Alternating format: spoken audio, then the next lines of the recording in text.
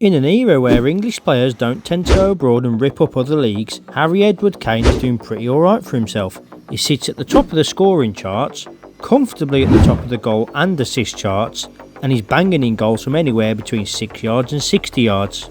So, how? How did the player who sits second in the all-time Premier League scoring charts abandon the dream of beating that record to move abroad? Something which so few English players do for some reason. How has he turned into a goal machine, leading the line for one of the top teams in Europe whilst also being a ridiculously good playmaker? I mean, how is it possible to be world class in both, and which manager is responsible for helping him learn that role? Stick around to find out. Firstly, Kane hasn't turned into a goal machine, he's always been one. Let's not forget that in Haaland's first season, when he ripped the Premier League apart, Kane finished second in the scoring charts with 30 goals, in a poor Spurs team who finished 8th. Put Kane in a team capable of winning trophies and he's bound to score like clockwork. So where did it all begin? Rewind to the 90s to Kane's household growing up. Most of his family were Spurs fans and he grew up just down the road from White Hart Lane. His footballing hero was Spurs legend Teddy Sheringham, so it was blatantly obvious that he would sign for Arsenal. Oh, he played for the youth academy for a season before his release for apparently being chubby, which is a little harsh if you ask me, and he failed in a trial with Spurs. He later had trials with Watford and impressed the Spurs staff in a match against Spurs, after which they decided they made a big mistake and signed him. After playing in the youth squads, he signed as a pro and was loaned out to Leyton Orient.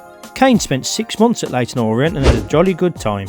He saw plenty of game time, making 18 appearances, 9 as a starter and bagged 5 goals. Not bad.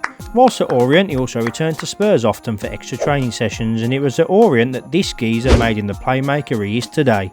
Kane lacked upper body strength and was pushed off the ball a lot, so to counter this, manager Russell Slade often used him in a role just behind the strikers. Genius. In January the following year, he spent 6 months at Millwall in the Championship. Another decent season for the young man with 24 starts in all competitions and 9 goals, developing a strong partnership with Andy Keogh. The Millwall crowd are sometimes hard to win over, but Kane did just that with his bravery, spirit and attitude. Kane was the driving force of a late revival where the Lions won 5 of their last 6 matches, avoiding the threat of relegation. Kane's reward was to win Millwall's Young Player of the Year. Things were getting better and better and better! That is, until 7 months later. On deadline day, August 2012, he signed for Norwich after a good pre-season with Spurs and even made his Spurs debut earlier in the month. Expectations were high for 19-year-old Kane, but it didn't work out. Being out for a couple of months with a broken metatarsal didn't help, and he didn't score in 5 appearances. Within 6 months he was forgotten at Norwich and Spurs recalled him from his loan. But a move to Norwich probably wasn't the best move. Norwich were used to old school buddy boy centre forwards such as Grant Holt, the complete opposite of Kane. Straight after he was recalled, Kane must have felt that he was up and down more than Katie Price's knickers as he was sent out on loan again, this time to Leicester. He missed out on promotion through the playoffs and was on the pitch for that ridiculous playoff semi-final. You know the one, the match where Knockout was like He-Man outside the box but turned into Bambi on ice inside the box. But that season Kane was mostly a bench warmer and only scored twice in 14. But even in those early seasons, Kane was enough of a big boy to not be offended when Spurs sent him out on loan to these lower league teams, as he felt that his football education was more important, but he was forced to adapt outside of his Spurs comfort zone. Kane was working hard to get to the Spurs first team and got that break around Crimbo 2013 when Tim Sherwood replaced Andre Villas-Boas as Spurs manager. Kane got his first Premier League start 4 months later in April 2014 against Sunderland and scored his first Premier League goal. Things got even better for Kane as he smashed in another 2 goals in the following fortnight against West Brom and Fulham, and he stayed in the Spurs team until the end of the season. That year was Kane's breakthrough season at Spurs. He scored 21 in the league, second only to Aguero! And just went from strength to strength, winning the Premier League Golden Boot in 2016, 17 and 21, being in the PFA Team of the Year 6 times, and was also the Premier League Playmaker of the Year in 2021. The year he got the most goals and assists in the league, the first player since Hasselbank in 1999 to do that. He scored a last-minute winner against Aston Villa in November, a goal that Mauricio Pochettino said saved his job, and the following month scored in 3 consecutive 2-1 wins against Swansea, Burnley and Leicester.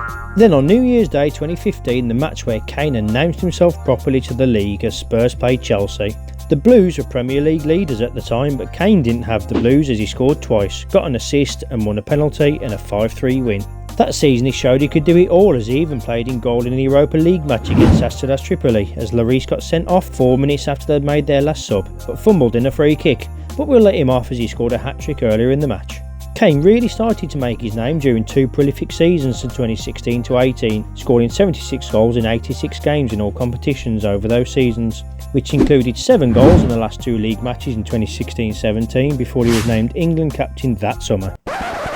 Oh yeah, we haven't even spoken about his England career yet. Kane's first match was the Euro 2016 qualifying match in March 2015 against Lithuania, and started as he meant to go on with a goal within 80 seconds. Kane went into the 2016 Euros as the Premier League top scorer, finishing above players like Aguero and Lukaku.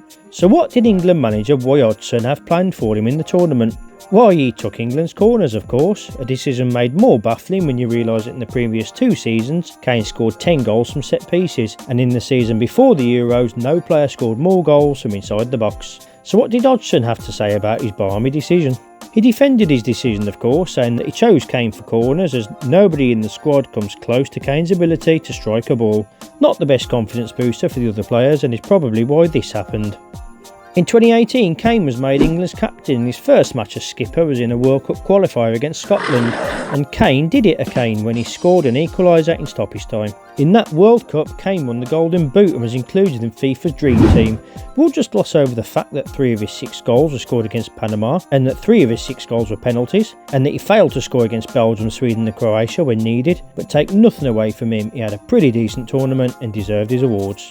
Into the 2020 Euros, or 21 Euros, he scored 4 goals, including against Germany in the second round, giving Deutschland an early taste of his scoring abilities, and then banged in 12 goals in qualifying for Qatar, although only scored twice in the tournament, which would have been 3 if he didn't do this. But all this means he scored 12 goals in his last 3 major tournaments and is England's highest scorer with 62 goals in 89 caps, which puts him level with, get this, Zlatan Ibrahimovic and Ronaldo, with a better scoring rate than both as it took him less matches, and is now only 2 goals behind Tirsil Dangda in the all-time list. It's about time we started slapping some credit on his name.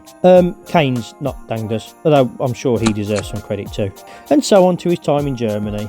It was football's worst kept secret that Kane wanted to move away from Spurs for a while, but chairman Daniel Levy kept getting in the way like he always has done, before Kane finally said Guten Tag to his new team in the 2023 summer transfer window.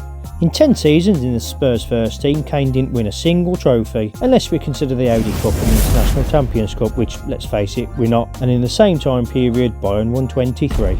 Kane left Spurs as their highest ever scorer after he beat Jimmy Greaves' record, which is either in February or March 2023, as there was some dispute over how many Greaves scored, and no player has ever scored more goals for a single team in the history of the competition. He's banged in the second most goals in Premier League history, numbers which would surely be higher if it wasn't for a glass ankle over the years, and he signed off at Spurs with 4 goals in his last match against Shakhtar Donetsk in a 5-1 friendly win 6 days before his Bayern debut. And if friendlies aren't good enough for you, then he scored twice in his last Premier League match. Bayern have lacked a genuine finisher since Lewandowski left for Barca in 2022. Put it like this, in 2022-23 their top scorer was Serge Gnabry with 14, 21 goals less than Lewandowski scored the year before, so Kane fits the bill, hence his price and wage. Bayern paid €110 million for a 30-year-old Kane, the joint second highest ever fee for an English player, and is reportedly the highest earner at the club on £21.5 million a year, or the Euros equivalent. I mean, it's unlikely he'd still get paid in pounds, but the most expensive signing in Bundesliga history simply has to deliver. German football fans generally have a soft spot for anything British, apparently, according to my research, which surprised me a little, but Kane still must deliver for the fees involved. He's never really needed to live with such expectations with Spurs for obvious reasons, and he needs to learn German, which is a tough language to master, even though some comedians on X say he needs to learn English first. But so far he's doing alright. All that matters is that he knows Tor. His teammates have already taken to him due to his work ethic and teamwork, and in his first Bundesliga match against Werder Bremen it took him a whole 4 minutes to set up Bayern's opening goal, then scored later on from Davies' cross. In fact, talking of his teamwork, football's modern day love story saw Kane and Son Heung-min assist each other 47 times in the Premier League, combining for more goals than anyone else in Premier League history, which included 14 times in the 2020-21 season, the most any 2 players have assisted each other in a single season. Teamwork makes the dream work, as they say, and Bayern saw that ability to be used in their squad. And he only kicked on from there. As a type, this Kane has 21 Bundesliga goals in 15 matches and has already overtaken Jamie Varno-Gittens, Peter Obday, Owen Hargreaves, Reece Nelson and Jude Bellingham in the list of high-scoring Englishmen in the Bundesliga, already putting him fourth on that all-time list behind only Keegan, Sancho and Tony Woodcock, although at this rate Sancho might be back to add to that total. In fact, when he scored his 18th league goal of the season in November against Cologne, that made him the top scoring Englishman in a single Bundesliga season. Already. He scored hat-tricks in consecutive Bundesliga games at the end of October and scored 4 in the Champions League group stage with 3 assists. He's just relentless! Utterly relentless! He even scored from the halfway line against Darmstadt. Not the first time he'd done this, as he made Wojciech Szczesny look a fool in July 2019 against Juventus in the International Champions Cup, which must have been satisfying for him and against the next Arsenal keeper. Anyway, this was the same tournament he won with Spurs in 2018, and if you want to know how seriously the other teams took it, Bayern finished 12th, Man City finished 14th and Barca finished rock bottom. But a trophy's a trophy, right?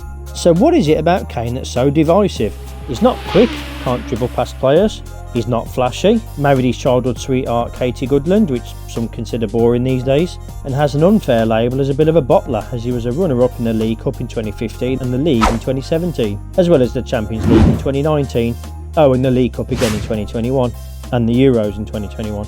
But there's a lot of criticism from armchair fans who think Kane should stay in the box and that he drops too deep. These calls are complete tosh. Kane is a unique player. He's one of the leading goal scorers of our time, whilst also being a fine creator. He might score more if he stuck to the box, but his team would probably score less. I mean, he's the second highest Premier League scorer of all time by the age of 30, so goal scoring isn't an issue. And he's fully expected to do the same for Bayern, be a typical centre forward in the box while also dropping back to link play. But one of the most divisive things about Kane is the fact his trophy cabinet looks rather empty, like it's his fault. The bloke had a hand in 259 Premier League goals. What more could he do? So what makes Kane so good?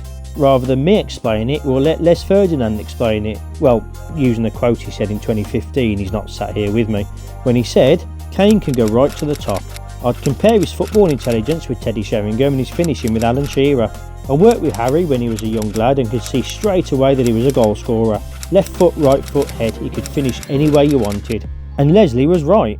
Up to the end of the season in 2023, Kane had scored 37 goals with his head, 40 with his left foot, 30 penalties, an average of about 3 a season, so not quite Harry Kane as some think he is, and 1 direct free kick to boot. He can score from long range or close range. He can create chances or survive off scraps. The same season, only Salah and Saka came close to his shots per 90 and key passes stats combined. So why is he doing so well at Bayern? Firstly, the Bundesliga is quite similar to the Premier League, often with end-to-end stuff, quick transitions which sometimes expose defensive lines which are slightly too high, and its physicality. It probably helps that he has a good team around him which has won the last 783 league seasons, but he still has to finish the chances. But Kane isn't the only Englishman to do well in Germany. Jadon Sancho used to be good and was excellent in Germany, and Kevin Keegan won the Ballon d'Or twice in the 70s whilst at Hamburg. That's the 70s, not his 70s, that would be quite an achievement. As well as winning the league before moving to the only team worthy of having a 2-time World Player of the Year, Southampton, obviously. One thing that sets Kane apart is his attitude and mental toughness. In 2018 he went 7 games without scoring for England and 6 Premier League games without scoring in 2021, but Kane has an unbreakable belief in his ability which allows him to overcome spells like this. Even after his missed penalty against France, there was no crying over it. It would have broken a lot of players, but he just returned to Spurs and started smashing the goals in again. And while he's smashing in the goals on the pitch, he's also a smashing bloke off it too. Kane sponsored Leyton Orient shirts for 3 years, a deal that only ended in 2023, and financially supported 5 charities, including mental health charities and the Children's Hospice, as well as the team. He launched his own foundation in October 2022 and continued to support these charities, with the aim of transforming thinking about mental health. What a nice bloke. And talking of nice bloke, Kane really showed his gratitude to Arsenal for signing him to their youth academy when he called his son Henry. Or is it just Henry? It's hard to tell when reading it off the screen. We'll go with Henry. But Ferdinand isn't the only one who sees Kane's qualities. After Kane's first Bayern match, Joshua Kimmich said, "He'll do us a lot of good. That's because he's a player who, as well as scoring lots of goals, will take part in our build-up play. I'm sure our other attackers are going to benefit from him. He's not a striker who only receives the ball and looks to finish. As we saw with Leroy's goal, Harry looks to play teammates in. Other players will have more room because the opposition will be focused on him and his great qualities." And while Keegan was isolated and treated with envy at first at Hamburg, Kane really seems to have hit the ground running with his teammates. Bayern fans must be over the moon. Thanks ever so much for watching. I hope you learned something about Harry Kane. If you did enjoy this video, please consider liking it, leaving a comment telling me which Kane goal is your favourite, or even better, smash that subscribe button like Kane smashed his penalty against France. The first penalty, that is. But above all, thanks for watching and your support, and have an Erstown Lick day.